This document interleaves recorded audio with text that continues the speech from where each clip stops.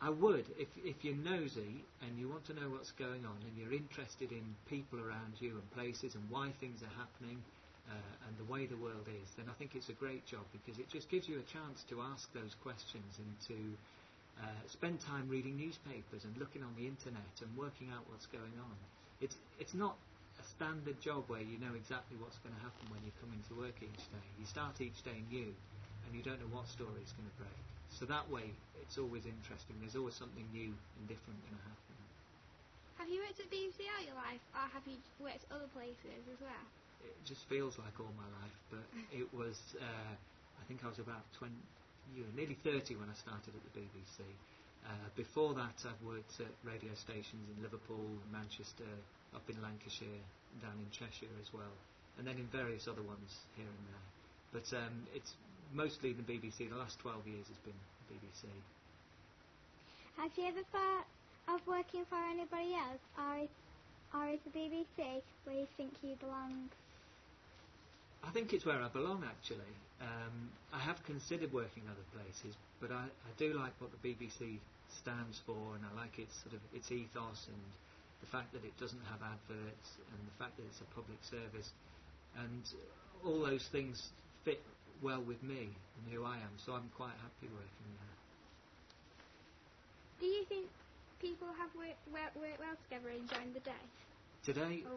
Today's been fantastic. What I've really liked is the way people have discussed the stories that they've been thinking about reporting, the way they've listened to each other, taken on other people's ideas. There's been no sort of jealousy. There doesn't seem to have been. There's been no prima donnas. Nobody's got upset if their story hasn't been picked. And people have listened and worked really well together, and hopefully they've enjoyed it as well. Have you enjoyed the day? I have. It's been fantastic. It's been great working with so many children from so many different schools. Seeing the way the teachers work with the kids as well is interesting. Seeing everybody come together to do something together, one common sort of goal, has been brilliant. I've really enjoyed it. Okay, thank you for your time, and we appreciate your comment. No problem, thank you. Now the news from Oldham Schools. On the 4th of March, Blue Coat School in Oldham held a Lavender Day. Pupils were allowed to wear one or more lavender-coloured items, along with their uniforms and selling lavender trust ribbons.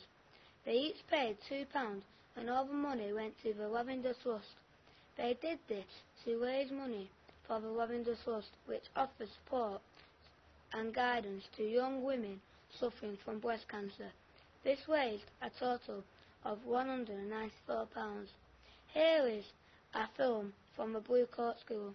Well, today we've got a whole house charity fundraising awareness day for the Lavender Trust of Breast Cancer Care. In 2001 I was diagnosed with breast cancer and I was off for about 6 months, and during that time I realised that possibly younger women who have breast cancer weren't supported as well, and also that younger women have different needs to those of older women. For example, I had a young family, and my main concern was that they were going to be alright while I was going through it.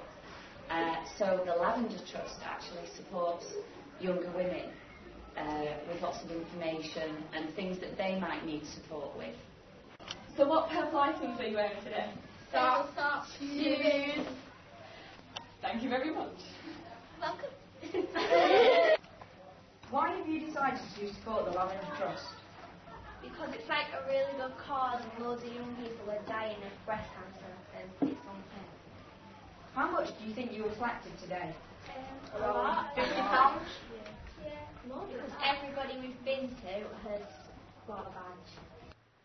Schools around Greater Manchester are making their final preparations for this year's school film festivals. The showcase is now taking place on the 8th of June. The films are now being made in all 9 city learning centres. Val Corcoran from the Oldham City Learning Centre says the show event is a wonderful opportunity for the pupils to view their work on a large screen in a real cinema. The whole experience is to give pupils an idea of working in groups on the big screen. The work is judged and prizes are given out to the winning primary and secondary schools. The final results will be on the showcase at Oldham Cinema in the Printworks at a film premiere. The schools involved with this fantastic opportunity are Newbridge School, Radcliffe, South Chadderton, Breeze Hill, Bluecoat, Our Ladies, Crompton House and Keskamore. With the closing date for the films to be made on the 23rd of May, time is running out. The pupils will have to learn more skills for filmmaking, such as storyboarding, filming and editing. The students' achievements will enable them to screen their work with the professional settings for a wider audience. And here's a film from Newbridge School. Hi there, I'm Ben. I'm here in Oldham. Behind me it's Newbridge School. And some pupils from Year 9 had actually created a short film in Greater Manchester Film Competition. I will speak to the cast and crew immediately. Right on set, 3, 2, 1, action!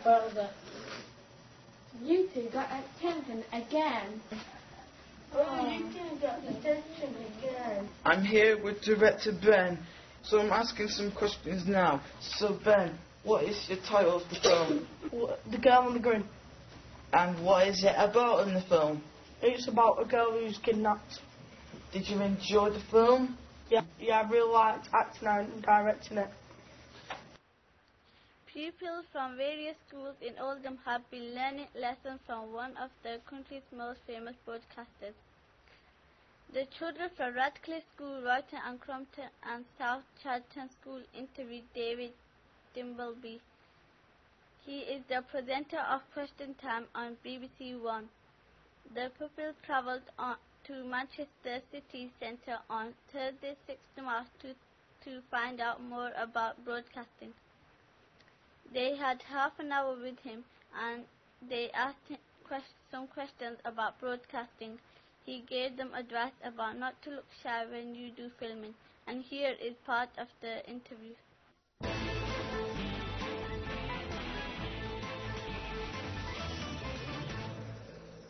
Gordon Brown, what do you think of him?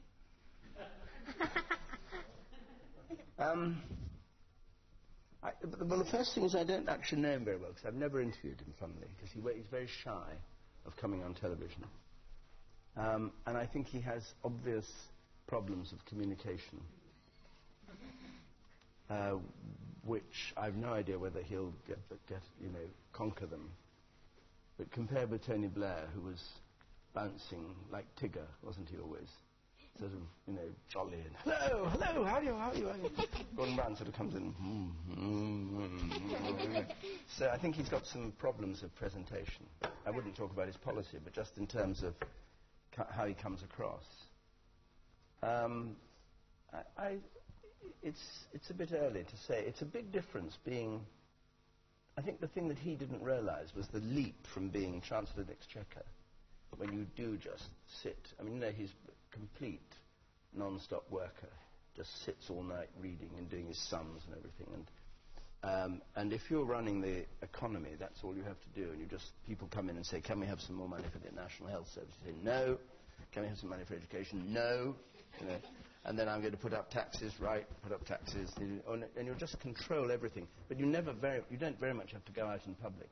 If you're Prime Minister, suddenly you're absolutely in the glare of the lights, and you have to have ready answers, you have to have a sense of humour, slightly underdeveloped in his case in public, though in private he can be quite amusing. You have to be very quick-witted, you can't be ponderous, so it's quite a tricky transition. Does that answer your question? Yes. You should have said no, but anyway. Yeah.